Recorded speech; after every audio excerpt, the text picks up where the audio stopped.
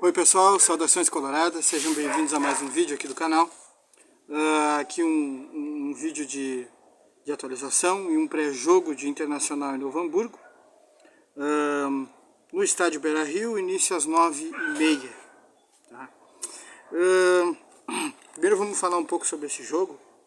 O Inter está sob pressão, evidentemente, o Inter precisa ter um bom desempenho, até porque é um trabalho em que o Inter precisa mostrar mais, o Inter precisa ter uma reação. E o trabalho do Medina está começando, mas eu diria que é um risco, tá, que ele corre de até ter o Medina, né, o trabalho dele interrompido precocemente, se ele não for bem, porque ele é um treinador que não tem muito currículo. O Medina, se a gente olhar aí há 7 anos atrás, ele não era treinador ainda.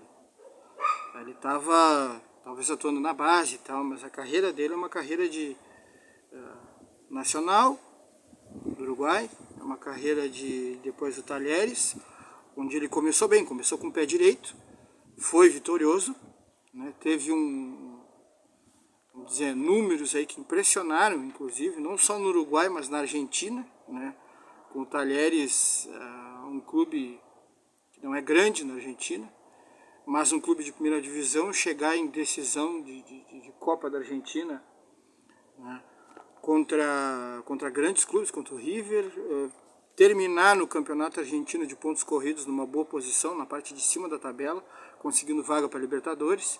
Então ele é um treinador que começa, vamos dizer assim, com resultados que impressionam. Tá? Os números no Uruguai são ainda melhores. Tá? Então ele tem realmente um início forte, né?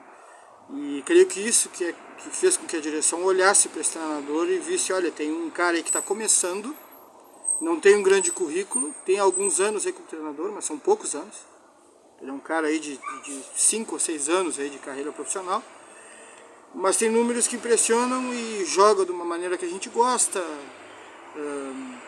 um futebol agressivo, propositivo, ofensivo, que não tem muito essa coisa de toque, muitos toques na bola, né, de ficar cozinhando o adversário, né, de até chato para quem vê, né, muitos toques na bola indo e voltando, esse mesmo jogador, indo para frente, indo para trás, né, ficando com a posse e de vez em quando espetando o adversário, mas cansando às vezes a torcida e quem assiste, com excesso de passes, né, ele não tem essa forma de jogar, é mais objetivo, né. Então é um jogo para a gente aí prestar atenção e no meu caso eu vou torcer para que o Inter vá bem, não só pelo Inter, mas pelo Medina. Eu estou gostando desse início. Acho que a primeira coisa que me chamou a atenção são questões pessoais dele, né?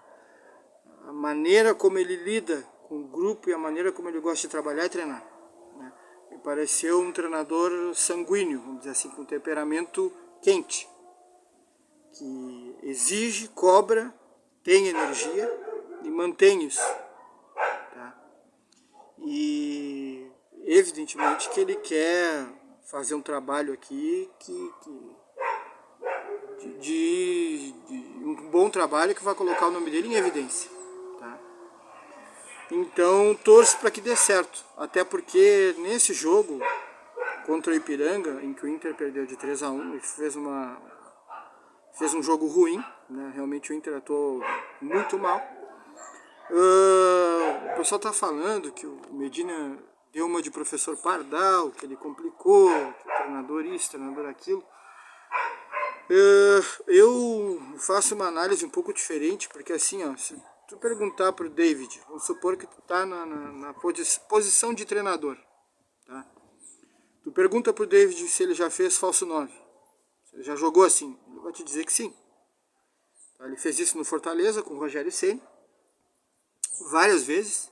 Tá? O Fortaleza jogava com 2 linhas de 4 e 2 atacantes, né?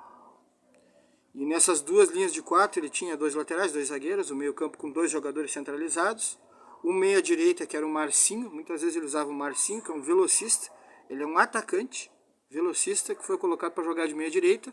O Osvaldo jogava de meia esquerda, E às vezes ele pegava e botava Edinho do lado direito e puxava o Marcinho para o outro lado, para jogar do lado esquerdo. Né?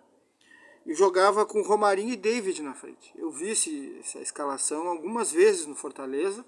E às vezes jogava um outro atacante junto com o David, mas o David não era o jogador de beirada. O David jogava como falso 9. Né? Então, num time jogando em transição rápida, você usar um jogador de velocidade como o David, como falso 9, até é cabível, se ele sabe fazer esses movimentos de frente, né? Atacar a linha, entrar no espaço entre zagueiro e lateral, ou entrar no meio dos dois zagueiros se eles estiverem dando espaço, entrar em diagonal, saber atacar a grande área para concluir jogada e ter uma boa conclusão, né? Saber sair de perto dos zagueiros, jogar na entrelinha, entre zagueiro e meio campo, e poder fazer jogo ali, jogo de tabela, né? Jogar de costa ali, poder fazer tabela, né? Permitindo a entrada de outros jogadores, né? Fazendo o jogo 1-2, fazendo assistência. Se ele sabe fazer isso, ele desenvolveu isso, nenhum problema do Rogério Ceni usar esse jogador como falso 9. Ele usou várias vezes, então não estranhei. Eu não estranhei, por saber esse histórico do jogador, por ter visto ele jogar no Fortaleza, não estranhei o fato dele tentar usar o David como falso 9. Né? Assim como não estranhei também ele usar o Edenilson centralizado, porque já viu o Edenilson jogar assim. Vale lembrar que no esquema do Kudê era um 4-1-3-2, tá? Uma linha de 4, um volante mais defensivo, uma linha com 3 jogadores no meio, tá? À frente desse volante mais defensivo, Edenilson na direita, Bosquilha no meio e Patrick na esquerda. Aí tá, o Edenilson não jogou centralizado, sim, mas o problema é que a questão é que nesse sistema, às vezes o Edenilson fazia entrada em diagonal vindo para o meio, o Edenilson vinha às vezes para o meio, e o Bosquilha às vezes ia para o lado direito. Tá? Então às vezes tinha essa movimentação em X, essa troca, onde o Edenilson centralizava e o Bosquilha abria para o lado direito para fazer jogada facão, jogada de perna esquerda. E eu sim me lembro do Edenilson entrando dentro da área, pelo meio, buscando cabeceio, buscando finalizar. O Edenilson fez gol de cabeça até no Inter, né? Ele fez gol dentro da área, pegando bola que sobrava ali, ou pegando cruzamento. Então eu me lembro do Edenilson fazer esse tipo de movimentação, né? Nem sempre jogar fixo do lado direito, fazer uma variação, né? O Edenilson entrando em facão, movimento de diagonal, e o Bosquilha fazendo o movimento facão, só que abrindo e indo para o lado direito. Tá? Lembro bem desse tipo de movimentação e quando você questiona o jogador, ele vai dizer, olha, eu já joguei centralizado com o Kudê, era assim, assim, assado, tinha essa variação, então eu já joguei. Então, ó, eu vou te colocar ali, eu quero que tu jogue ali para ver como é que tu te sai nessa função. Até porque eu quero um meio campo mais pegador, tô sentindo falta disso e vou fazer, vamos ver, já que tu já jogou, ele tá acostumado, vou jogar. Tá? E colocou o Heitor na lateral direita porque não tem outro. Enquanto não chega o Bustos, o que o Inter tem é o Heitor e o Mazete. Quem tem experiência no profissional, mais, é o Heitor, e não o Mazete. Que acabou de ter uma temporada ali onde ele jogou no Vila Nova, Série B. O Heitor não, o Heitor já jogou com o Kudê, o Heitor já jogou com o Abel, o Heitor já jogou com o Miguel Ángel Ramírez, o Heitor antes até já estava no profissional do Inter, então o Heitor tem mais bagagem no profissional. Então é o Heitor e o Mazete, com preferência para o Heitor. É isso que ele tem. O problema é que o lateral do Inter que está chegando, o Bustos está chegando agora. Então ele teve que colocar o lateral ali, teve que colocar o Heitor. Teve que colocar o Moisés, porque, enfim, disseram para ele que o Moisés é o titular, é o cara da posição. Que os outros, Paulo Vitor e Tauan Lara, estão correndo por fora. Né? E quem conhece mais os jogadores é a direção. Então ele colocou os jogadores na posição, lateral na lateral, zagueiro na zaga, volante na volância. O Lisieiro provavelmente é um jogador que ele não conhece muito. Tá? Provavelmente passaram a informação, o Lisieiro era titular de São Paulo é uma grande equipe, tem uma grande escola, forma bem jogadores. Então tem o Lisieiro aí, que é um jogador, um volante com qualidade de passe e que pode te ajudar. Ele pegou e botou o cara para jogar. Então ele botou o Lisieiro na volância, o lateral na lateral, o zagueiro na zaga, botou o Edenilson numa função diferente, como o meio, mas que ele já fez. Colocou o Caio Vidal de extrema, colocou o Bosquilha de extrema, que ele já fez isso com o Medina, ele está usando esse jogador como extrema. E colocou o David de falso 9. Então não vejo tanta invencionice. Tá?